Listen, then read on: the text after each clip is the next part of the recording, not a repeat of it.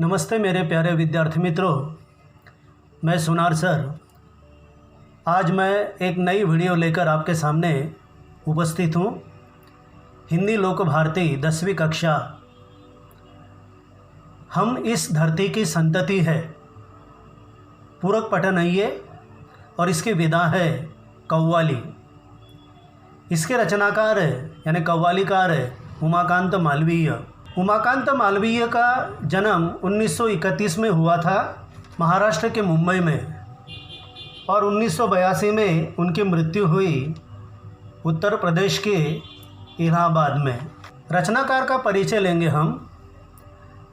भावों की तीव्रता और जन सरकारों को रेखांकित करने वाले रचनाकारों में उमाकांत मालवीय का स्थान अग्रणी रहा।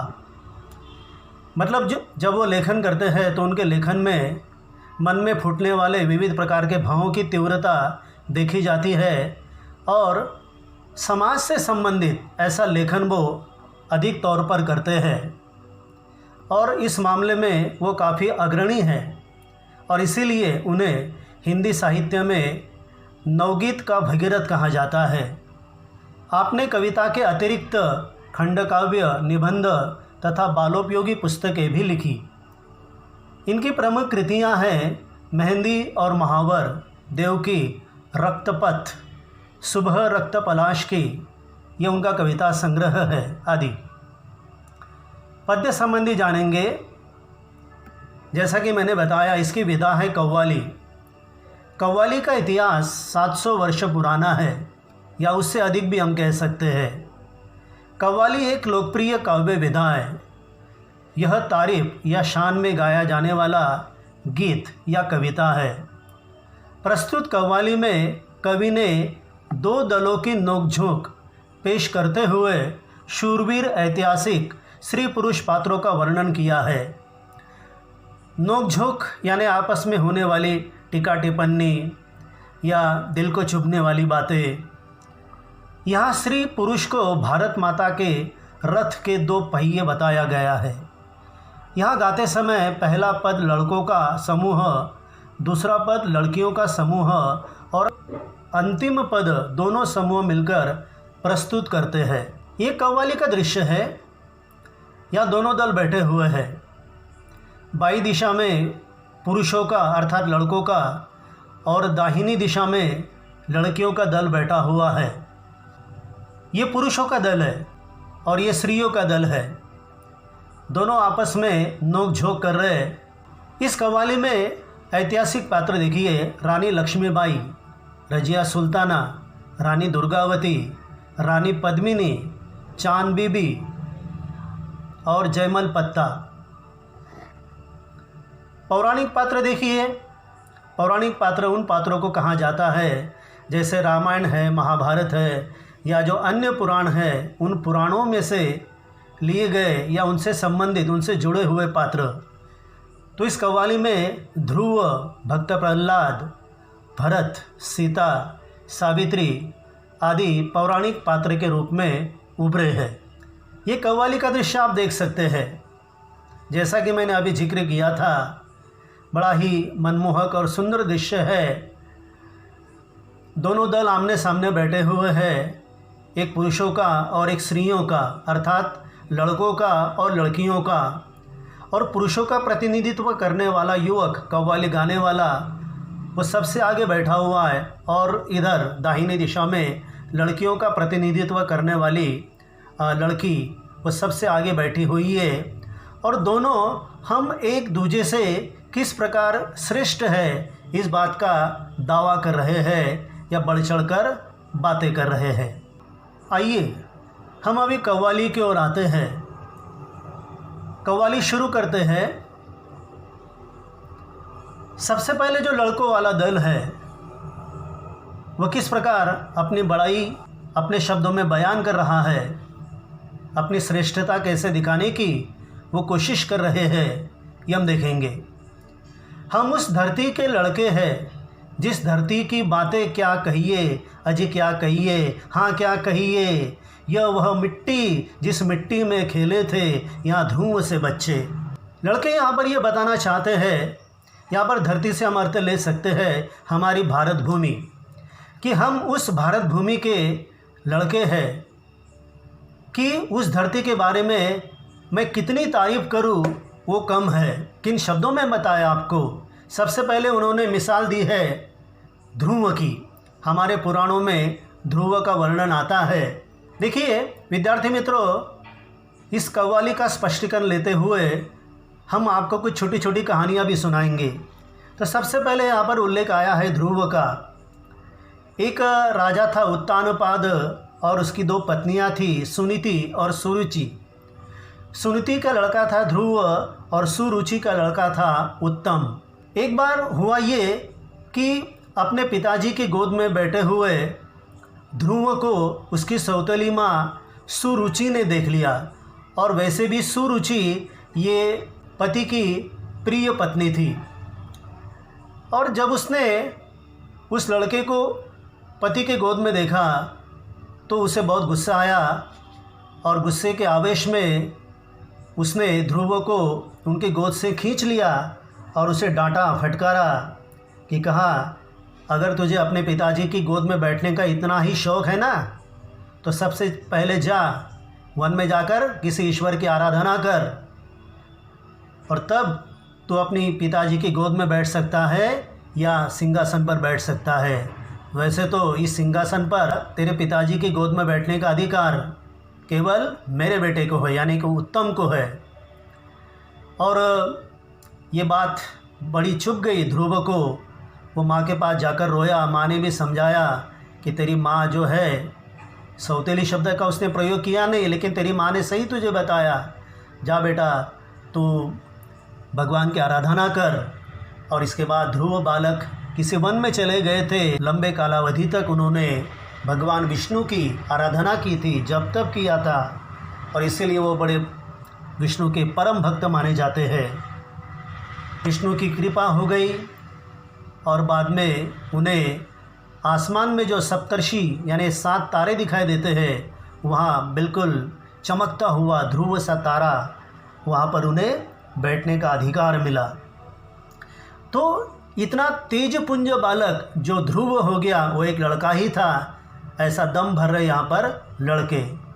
आगे जाकर फिर वो कहते हैं, यह मिट्टी हुए प्रहलाद जहाँ, जो अपनी लगन के थे सच्चे। प्रहलाद की बात वो कर रहे हैं। पुराणों में ये भी एक किस्सा आता है, ये भी एक कहानी आती है कि असुरों का राजा असुरराज हिरण्यकश्यप, इसने बड़ी त्राही मचा रखी थी, अत्याचार मचा रखा था, क्योंकि देवताओं से ही उसे वरदान प्राप्त हुआ था। और उसने अपने राज्य में ढिंढोरा पिटवा दिया था, राज्य में आदेश निकलवा दिया था कि मेरे राज्य में विष्णु की कोई पूजा नहीं करेगा, क्योंकि मैं स्वयं भगवान हूँ। लेकिन उसका जो बेटा था प्रहलाद, विष्णु जी का परम भक्त था।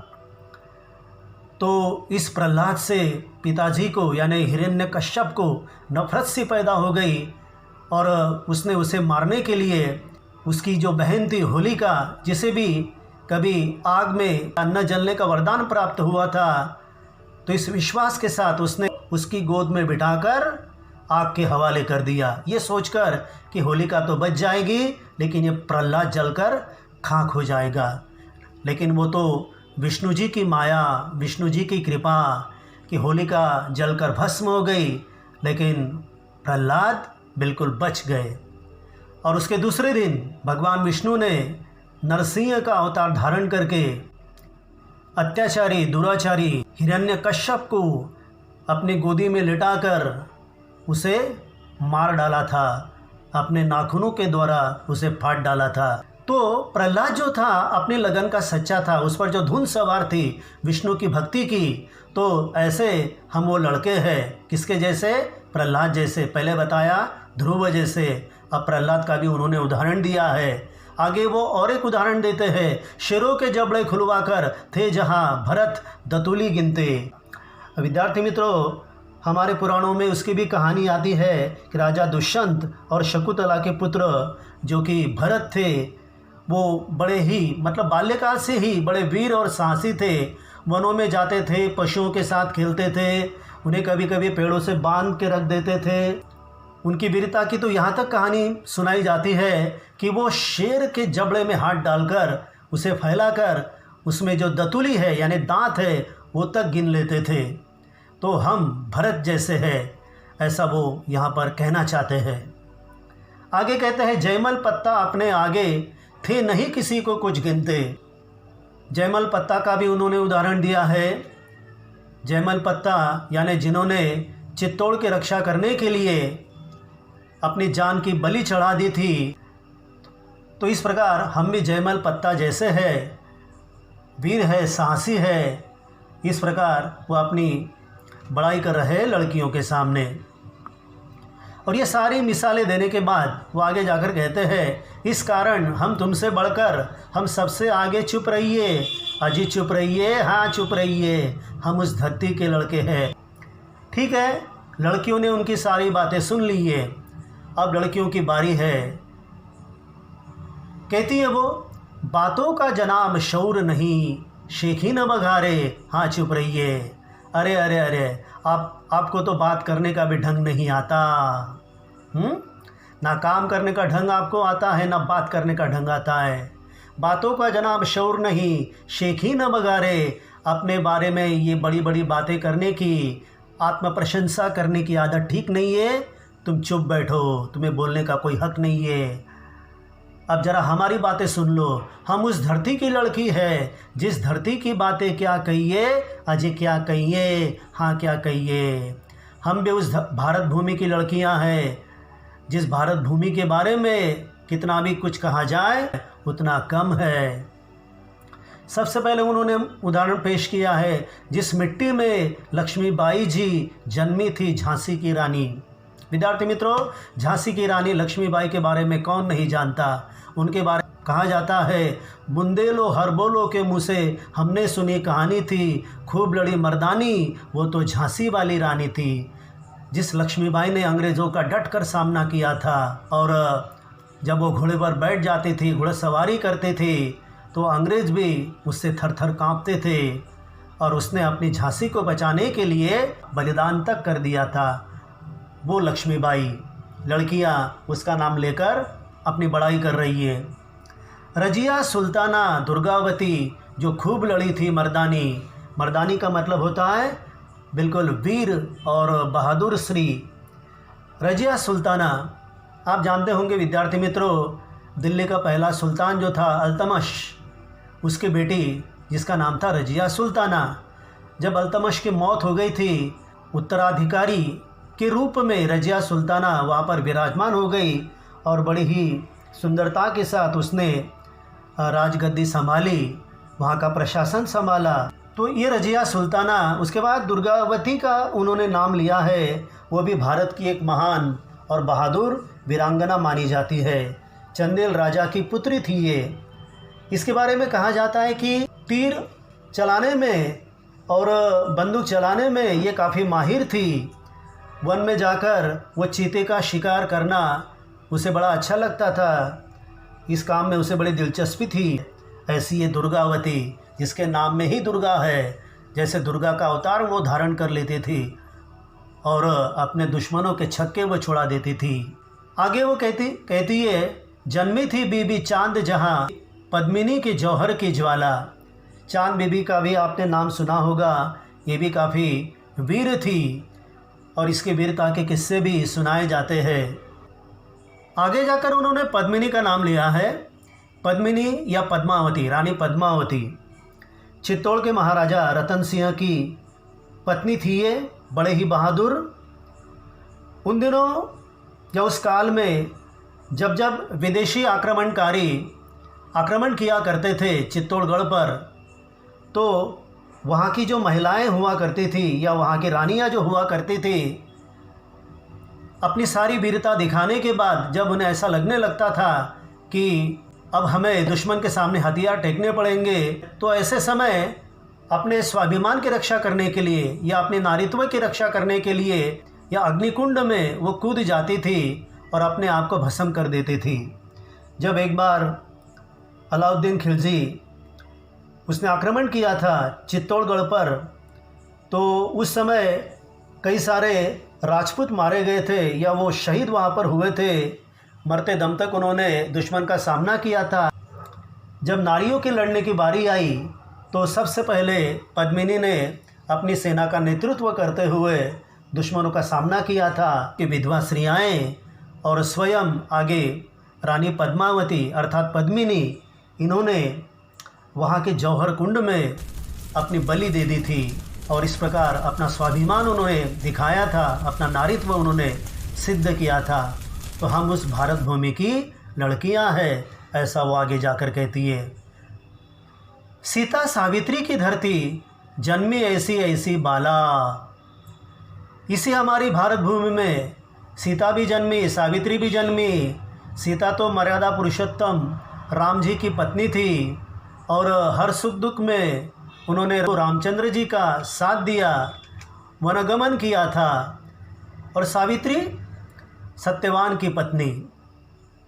सत्यवान के बारे में ऐसा कहा जाता है कि जब सत्यवान और सावित्री विवाह के बंधन में बंध गए थे तो उसी समय नारद जी ने ऐसी भविष्यवाणी की थी।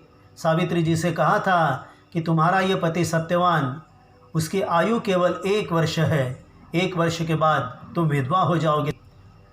और धीरे धीरे वो 1 वर्ष भी बीत गया और जब वो दिन भी आ गया जब सावित्री विधवा होने वाली थी या उसका पति मरने वाला था सत्यवान, तो जब उसकी अंतिम घड़ियाँ निकट आ गई, उसे यमराज लेने के लिए आए, तो सावित्री ने कहा कि आप मेरे पति को नहीं ले जा सकते। और आखिर में अपने पतिव्रता शक्ति के बलबूते पर उसने यमराज को लौटा दिया था। भारत की हर नारी सावित्री की कहानी जानती है कि जिसने यमराज के चंगुल से अपने पति को छुड़ा लिया था। जन्मी ऐसी ऐसी बाला, ऐसी ऐसी नारियाँ हमारी इस धरती पर जन्मी है। गर डींग जना मुड़ाएंगे तो मजबूरन ताने सहिए, ताने सहिए, ताने सहिए। बड़ी डींगे मार रहे थे ना आप, स्वयं प्रशंसा कर रहे थे ना, बड़ी बड़ी बातें कर रहे थे आप। तो अब देखिए, आपने हमें मजबूर किया है कि हम भी कुछ कम नहीं है, तो आपको तो हमारी जली कटी सुननी ही पड़ेगी। व्यंग्यपूर्ण बातें आपको हमारी सुननी ही पड़ेगी। तो इस प्रकार हम भारत भूमि की लड़की है। अब यहाँ लड़के सुन रहे हैं, शायद उन्हें लड़कियों की बात बिल्कुल पसंद आ गई है कि हाँ, ये तो बिल्कुल ठीक कह रही है। फिर वो आगे कहते हैं, यो आप खपा क्यों होती है। अरे आपको तो नाराज़ होने की ज़रूरत नहीं है, हमारी तो ऐसी नोक झोंक चल रही थी। टंटा काहे का आपस में, हमें आपस में लड़ने झगड़ने की बिल्कुल भी आवश्यकता नहीं है। हमसे तुम या तुमसे हम बढ़ चढ़ कर क्या रखा है इसमें। ना तुम बड़े हो ना हम बड़े हैं। हमें एक दूसरे से अपनी अपनी श्रेष्ठता सिद्ध करने की आवश्यकता नहीं है, क्योंकि हम वास्तव में श्रेष्ठ है ही। झगड़े से न कुछ हासिल होगा, रख देंगे बातें उलझा के। तो ये आपस में लड़ाई झगड़ा करने से, नोकझोंक करने से कुछ भी प्राप्त होने वाला नहीं है, उल्टा हम हमारी बातों को उलझा के रख देंगे। बस बात पते की इतनी है। काम की बात क्या है, महत्वपूर्ण बात क्या है। सत्य ये है कि ध्रुव या रजिया भारत माँ के, चाहे ध्रुव हो चाहे रजिया हो, चाहे प्रहलाद हो चाहे रानी दुर्गावती हो, है ना। तो ये सब क्या है, ध्रुव या रजिया हम भारत माँ के ही सुपुत्र हैं। भारत माता के रथ के हैं हम दोनों ही 2-2 पहिए। अजी 2 पहिए, हाँ 2 पहिए। जैसे आपने किसी रथ को देखा होगा, ये रथ के 2 पहिए, जिसके बिना रथ आगे नहीं चल सकता। एक पहिया भी अगर टूट गया तो वो रथ जो है टूटकर बिखर जाएगा, चकनाचूर हो जाएगा। उसी प्रकार लड़कियां और लड़के अर्थात स्त्रियां और पुरुष, हम दोनों क्या है, भारत माँ की संतानें हैं, संतति है। विद्यार्थी मित्रों, कहने का तात्पर्य ये है कि पुरुष और स्त्री हम दोनों मिलकर इस भारत की उन्नति में योगदान दे सकते हैं।